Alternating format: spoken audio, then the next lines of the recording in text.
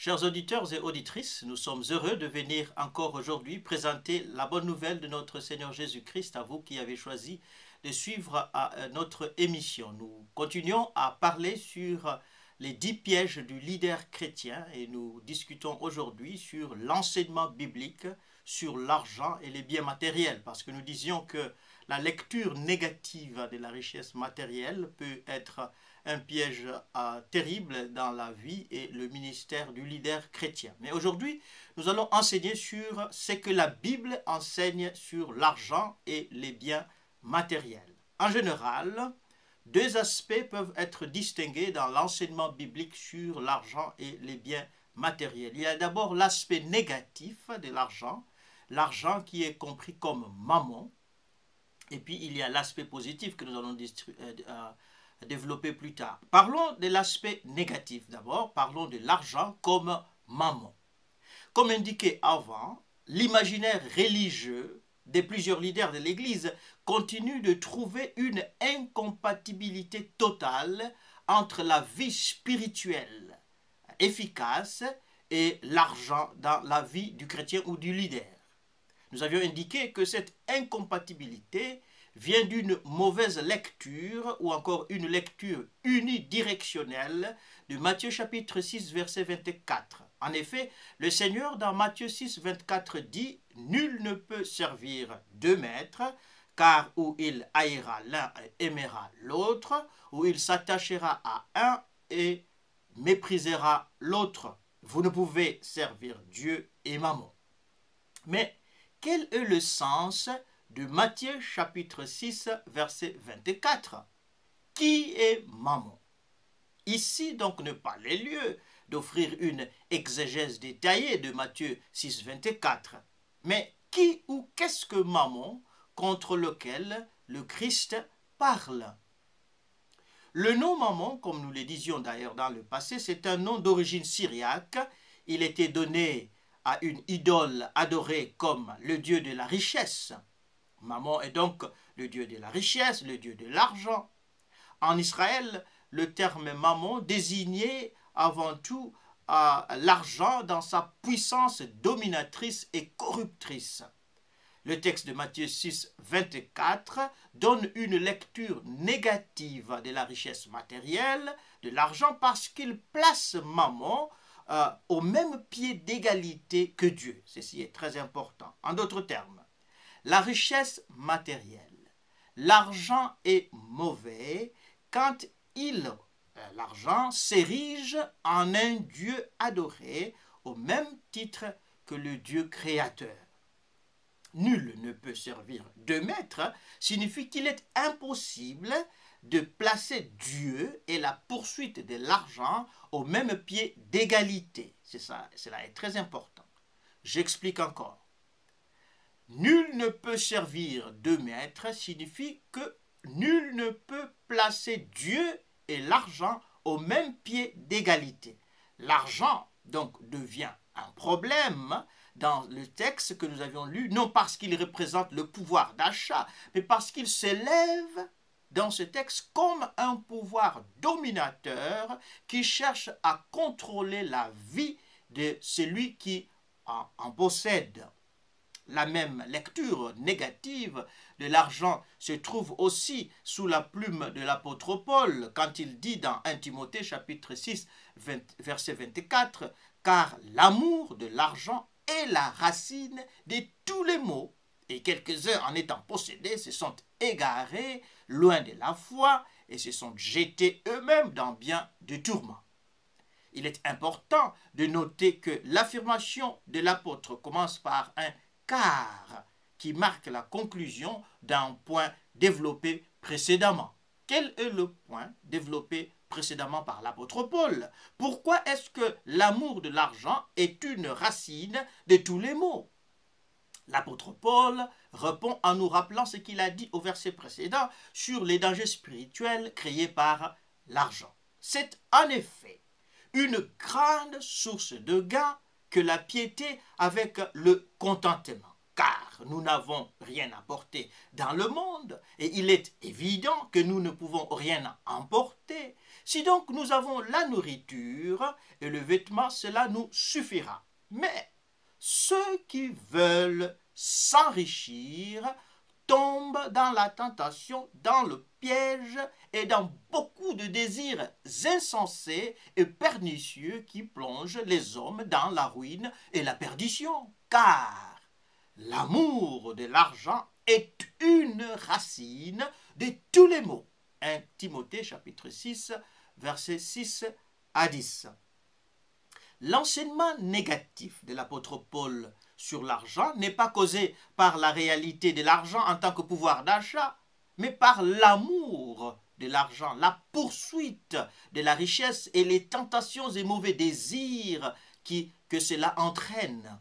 Selon l'apôtre Paul, ce n'est pas l'argent qui est une racine de tous les maux, mais plutôt l'amour de l'argent. Mais pourquoi est-ce que l'amour de l'argent est un problème pour l'apôtre Paul? L'enseignement de l'apôtre Paul contre l'amour de l'argent est fondé sur le grand commandement de l'amour exclusif pour Dieu et pour le prochain. À Israël, le Seigneur avait ordonné « Écoute Israël, l'Éternel notre Dieu est le seul éternel. Tu aimeras ton Dieu de tout ton cœur, de toute ton âme et de toute ta force. » Deutéronome chapitre 6, versets 4 à 5. Le Christ confirme le même commandement à l'Église en insistant que l'amour exclusif pour Dieu et le prochain représente le plus grand commandement qui résume toute la loi de Dieu.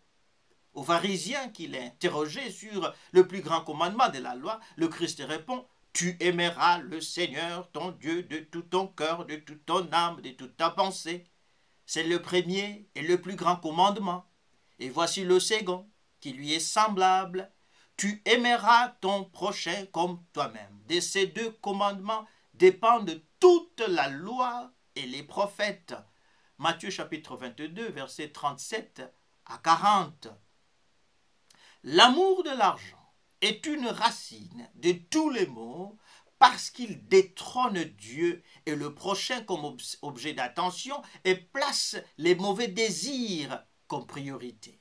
En effet, il est impossible d'aimer l'argent sans chercher à l'acquérir ou à l'utiliser aux dépens des autres.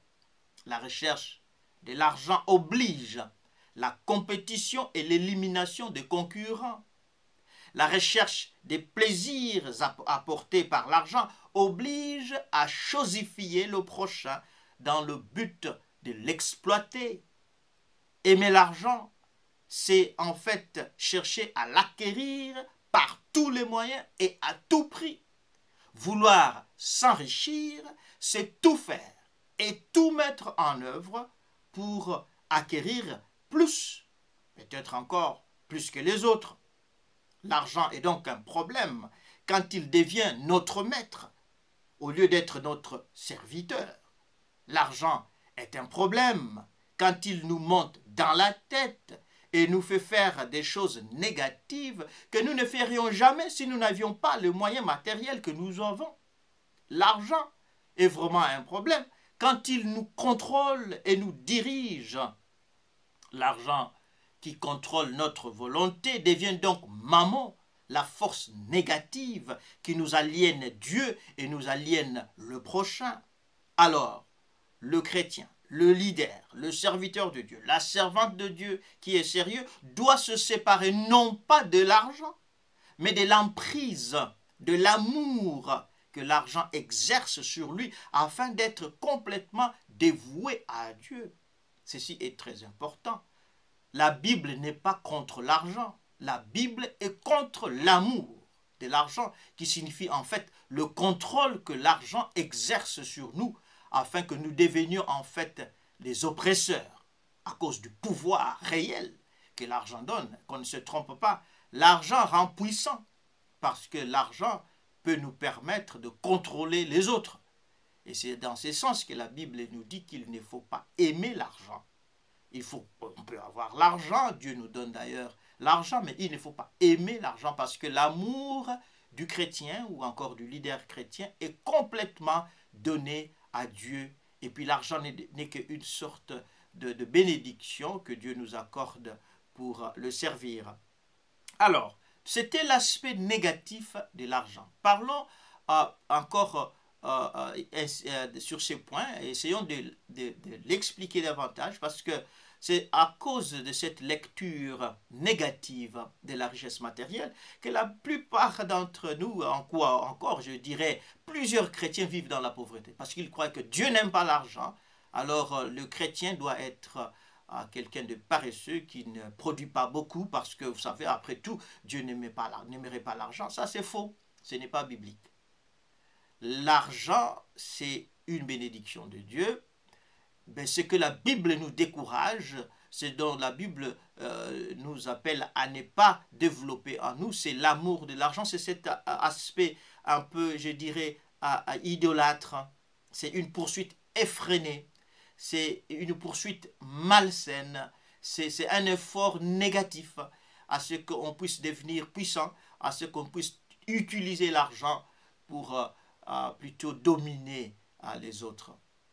En fait, les pauvres peut-être ne connaissent pas le pouvoir réel de l'argent. Les riches savent que l'argent peut devenir un vrai Dieu qui peut contrôler, qui peut manipuler, qui peut détruire même la personne qui possède l'argent. Ainsi, quand nous allons enseigner, Dieu voulant, la fois prochaine, sur l'aspect positif de l'argent, nous allons montrer comment le chrétien peut utiliser l'argent sans que l'argent ne le domine. Parce qu'en vérité, nous les enfants de Dieu, nous sommes dominés par une seule personne, c'est Dieu lui-même. Et rien d'autre ne peut nous dominer, pas même nous-mêmes. C'est Dieu qui nous domine et par sa puissance, nous dominons tout. Ce qui se place contre la volonté de Dieu dans notre vie. Voilà un peu ce que nous pouvons dire aujourd'hui sur la lecture négative de l'argent. L'argent est mammon quand l'argent nous contrôle. Et ce n'est pas l'argent en soi qui est à décourager dans la Bible, mais c'est plutôt le contrôle que l'argent exerce sur nous. Alors, mes bien-aimés, que le Seigneur nous aide à utiliser l'argent sans en devenir esclave. Amen.